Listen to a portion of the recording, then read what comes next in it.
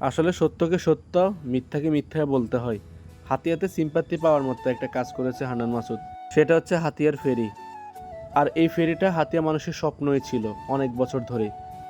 আগে যারা ছিল তারা এই স্বপ্নটা কখনোই পূরণ করে নাই, কিন্তু হান্নান ভাই সেটা দেখিয়ে দিল, হাতিয়া মানুষের স্বপ্ন পূরণ করে দিল। এই ফেরির কারণে হাতিয়াতে মালবাহী গাড়িগুলা খুব সহজে চলাচল করতে পারতেছে, সকালে যায় বিকেলে চলে আসতেছে নিজ গন্তব্যে। আসলে এটা মানুষের স্বপ্নের বাইরে ছিল, তারপরও হান্নান মাসুদ সেটা স্বপ্ন থেকে বাস্তবায়ন করে দিল। আমার জীবনে এই প্রথম চেয়ারম্যানঘাট থেকে হাতিয়াতে ফেরি দিয়ে আসলাম। আমার বিশ্বাস করতে খুব কষ্ট হয়ে গেছে যে আমি হাতিয়াতে যাচ্ছি, তাও ফেরি করে। অনেকে হয়তো আমার ভিডিওটা দেখে বলবেন যে আপনি পা চাটাচাটি করতেছেন। আমি কারোটা খাইও না, কারোটা পড়িও না। ছোটবেলা থেকে খারাপকে খারাপ, ভালোকে ভালো বলতে শিখেছি। উনি যদি খারাপ কিছু করে আমরা তা বলতে বাধ্য হব। যদি হান্নান মাসুদ আগের সরকারের মতো উনিও যদি সেম কিছু করে থাকেন, তাহলে ওনারও ঠাঁই হবে না এই হাতিয়াতে। এটাই মাথা রাখবেন। সবাইকে ধন্যবাদ এতক্ষণ ধরে আমার ভিডিওটা দেখার জন্য।